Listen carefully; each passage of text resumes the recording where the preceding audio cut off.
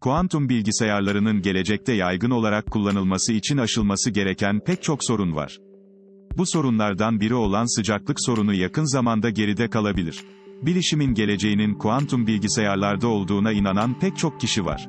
Firmalar da bu teknolojiyi kullanılabilir hale getirmek için oldukça yoğun bir çaba sarf ediyor.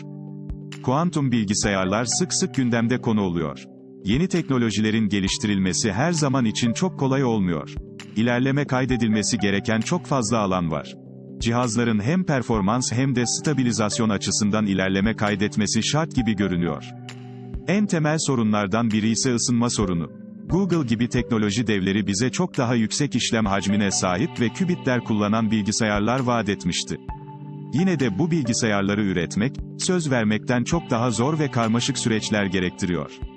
Nature dergisinde yayınlanan 2 araştırma, önemli bir engelin aşılmak üzere olduğunu gösteriyor. Normal şartlar altında kuantum bilgisayarlar çok soğuk ortamlarda çalışır. İşlemcilerde dondurucu soğuklar olması gerekir.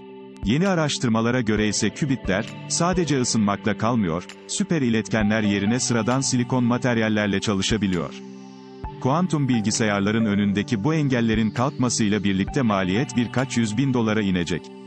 Yeni model, var olandan 15 derece daha sıcak ortamlarda çalışmayı mümkün kılacak. Jura'nın ekibi, silikonda bir kübit çifti yakaladığı sistemleriyle daha yüksek sıcaklıkta stabil bir sistem oluşturmayı ve kuantum tünelleme yapmayı başardı.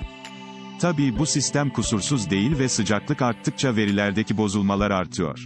Araştırmacılar, yayınladıkları çalışmaya ek olarak bir de tamamlayıcı çalışma yaptı. Performanstan çok ödün vermeden daha fazla kübitin kullanılabileceğini söyleyen araştırmacılar, yeni tasarımla kullanılabilir kübit miktarını binlerce kat arttırabilecek.